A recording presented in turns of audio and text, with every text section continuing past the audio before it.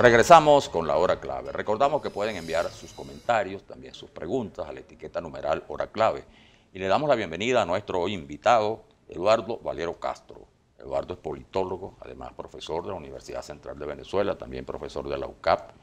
Y bueno, una persona muy indicada para hablar sobre este tema de Nicaragua. Sí. Bienvenido. Nicaragua tiene semejanzas, pero también bastantes diferencias con Venezuela. Sin embargo, se ha producido en los últimos tiempos una situación muy similar a la que hemos vivido en los últimos años aquí, de una suerte de rebelión popular contra un gobierno que uno le notaba cierta estabilidad, porque no solamente en el tiempo, sino porque aparentemente querían mantener una especie, un modelo parecido al de China, ¿no? Es decir, yo mejoro la economía, pero mantengo el control férreo y los derechos humanos simplemente los damos por vistos. ¿Qué es lo que ha pasado? Bien, en las últimas 2-3 semanas, Nicaragua ha tenido una especie de resurgir del sentimiento opositor contra el gobierno de Daniel Ortega. Como ustedes sabemos y le sabe la opinión pública, hubo una serie de represión con una serie de muertos, donde a su vez el gobierno establece que son 10 muertos, las ONG consideran que fueron 47, y eso ha generado un sentimiento de que la sociedad está buscando una apertura política, pareciera ser, y que haya llevado a grandes momentos de tensión en la escena nicaragüense y que hoy en día esté planteado el tema del diálogo nacional con las fuerzas vivas del país. ¿Ese diálogo qué posibilidades le ve? ¿Y para qué el diálogo? Porque cuando la gente interpreta el diálogo es cuando existen, ¿qué te digo?, dos factores contrapuestos, ¿no? Allá existe una oposición, pero no se ha planteado en términos críticos. Además, el diálogo ha existido y lo que explica el largo mandato de Ortega es su diálogo, por ejemplo, con los sectores empresariales, que las políticas han sido en combinación, incluso su acercamiento con el Fondo Monetario Internacional, que ha exaltado la política de Ortega como un ejemplo para América Latina. Sí. Incluso la protesta por estas reformas a la seguridad social fueron recomendadas por el Fondo Monetario Internacional, es decir, como un plan de ajuste. Es decir, que hay unas diferencias muy grandes que no se pueden extrapolar, ¿no? Sí, obviamente, claro. Ciertamente el tema de lo que sería a la venezolana, el Instituto Venezolano de Seguros Sociales, pero en Nicaragua, y el tema de la cotización generó esta cantidad de protestas y de sentimientos encontrados allí. Pero ciertamente el tema de la represión encendió una serie de pasiones y de emociones dentro de la escena política nicaragüense. A pesar de ciertas concesiones que hizo, ¿no? Sí, porque al séptimo día el presidente Ortega, que además es un hombre que conoce la política y es un hombre de aguante, es un hombre que sabe de política, bajó el nivel de conflictividad. Ciertamente lo que salió por las redes, lo que salió en las redes sociales y con el tema de la prensa sobre el tipo de represión, la muerte del periodista, no me acuerdo cómo se llama el nombre, pero la manera como se transmitió afectó muchísimo, impactó muchísimo en la sociedad latinoamericana. Sí. Y la Iglesia ha estado encabezando y ha dándole causa y efecto a retomar y encauzar la protesta política nicaragüense ahí. Ciertamente aprovechando las circunstancias en el que América Latina está dando un giro importante. Yo siempre digo, Maki, Manuel Felipe, que América Latina hay dos maneras de verla. Como la suma de varios países con sus instituciones, con sus costumbres, con sus nacionalidades, o verla como una especie de organismo vivo, que vive entre México y Argentina y que tiene sus etapas y tiene sus momentos. Y yo soy los que creo que América Latina ha venido cambiando, ha venido en una ola de cambio hacia girar en cuanto al tema democrático, al tema político. Yo creo que hay una especie como que de agotamiento de ciertos modelos hegemónicos y hay un despertar como tal de determinadas sociedades. Creo que el caso nicaragüense ha sido un ejemplo de ello. Se está planteando un diálogo nacional. Ortega tiene que hacer elecciones en el año 22 y pareciera ser, por lo que se está viendo dentro de la composición de las fuerzas políticas, es que el gobierno estaría dispuesto a sentarse a conversar.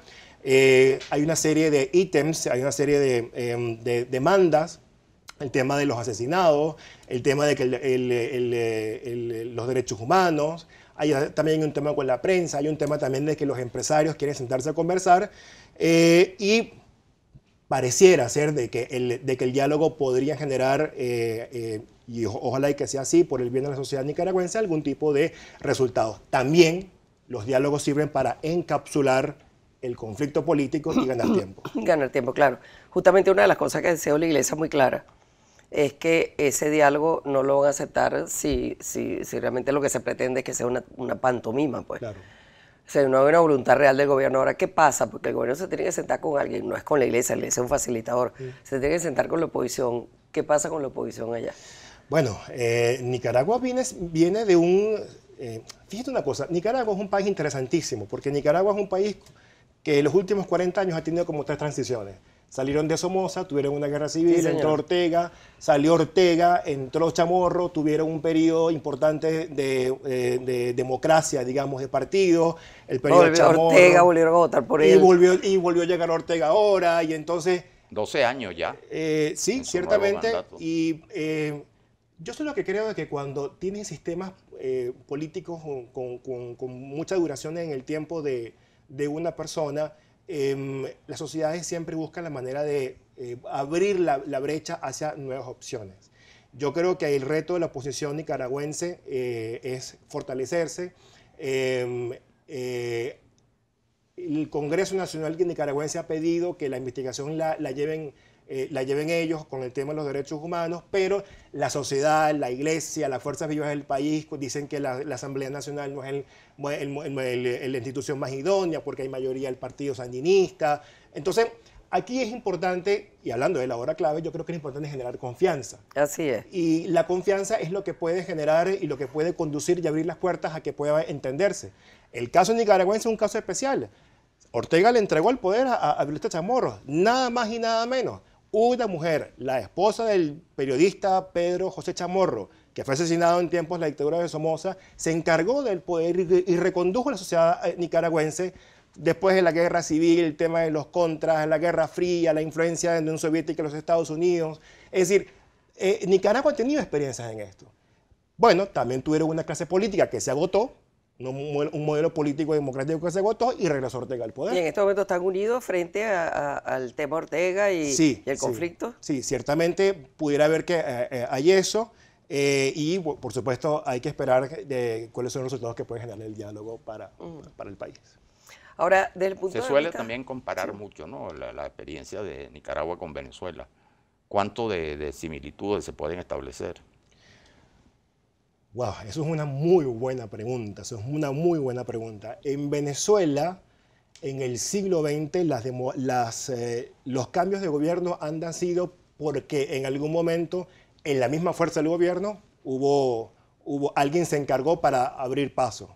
De Gómez pasamos a López, López fue ministro de Guerra y Marina, Juan Vicente Gómez, Medina, Larrazábal alguna vez estuvo cercano a Pérez Jiménez y se abrió un nuevo tiempo hacia Venezuela. Pero en el caso de Nicaragua, digamos por el contexto que tuvo, fue la década 70, década de los 80, principios de los 90, estábamos en plena Guerra Fría, el contexto centroamericano estaba ligado a que era el tablero de ajedrez, digamos, de las potencias mundiales, en este caso Estados Unidos y la Unión Soviética en ese momento. El caso venezolano es distinto porque el tiempo que estamos viviendo se está dando en una resurrección de otra Guerra Fría, donde hay otros actores, donde ha habido una multipolaridad, está por supuesto Rusia, está Estados Unidos, está China, pero también está la Unión Europea. Y ciertamente el caso venezolano, yo creo que ha sido el caso emblemático de referencia, en el sentido, porque ha habido una virulencia, una emotividad muy grande. Creo que el presidente actual, el presidente Maduro, ha llevado las cosas a su favor.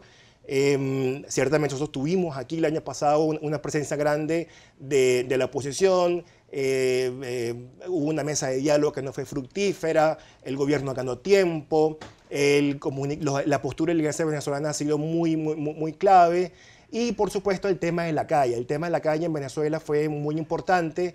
Pareciera ser que hay dos oposiciones, en la calle por un lado, los partidos políticos por el otro. Hay como una especie de falta como de entendimiento entre ambos. Y eso generó fuertes tristezas y fuertes depresiones, digamos, en el venezolano de a pie, porque su expectativa inicial en el año 2017 no fue cumplida.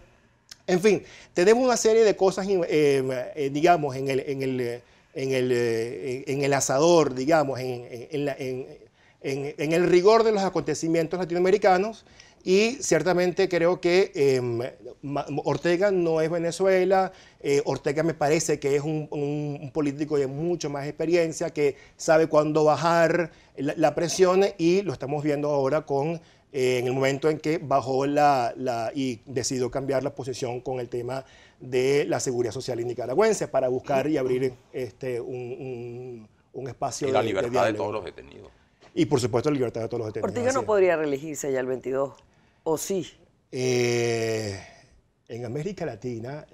Todo es posible porque se reforma la Constitución de acuerdo Se puede a la reformar la conveniencia. Constitución. Está bien, pero tú crees, por ejemplo, este escenario que independientemente de todo lo que Ortega haya podido, toda la habilidad que haya podido desplegar, obviamente ahí hay un descontento serio. Si ese descontento se expresara en las elecciones de 2022, primero habría que ver si se llega allí con diálogo o sin diálogo. Pero en el caso de que fuera así, ¿tú piensas que él haría una elección limpia y entregaría? Bueno, ya lo hizo en el 90. Está bien, lo hizo, pero ahora en estas circunstancias, Lo hizo en el 90. después de tener encima tantas acusaciones serias, graves, bajo su administración. El poder desgasta. El poder desgasta, y para el 2022 tendría ¿cuántos años en el poder? O sea, ¿crees que sería tan 16. inteligente como Emparan, por ejemplo? Bueno, yo creo que, a ver, todavía falta mucha tela que cortar, ciertamente. Y para avisorar un cambio en el año 2022, habrá que ver, por ejemplo, cómo termina el 2018. Exacto. Ciertamente, en este momento el presidente Ortega no la tiene todas consigo, y eso es un hecho real y claro, y hay un anhelo de la sociedad nicaragüense de cambio político. A su vez estamos en América Latina, una tierra caliente, y donde yo creo que lo que puede ocurrir en Venezuela también puede de alguna manera abrir de alguna manera un cambio una corriente de conexión ahí entre ambos, porque además ellos estuvieron con el socialismo del siglo XXI. Bueno, muchísimas gracias. Bueno, gracias a ti. Bien Gracias, interesante. gracias. Conoce bien el tema de Nicaragua. Muchísimas gracias por haber compartido con nosotros aquí en La Hora Clave. Vamos a la pausa. Regresamos.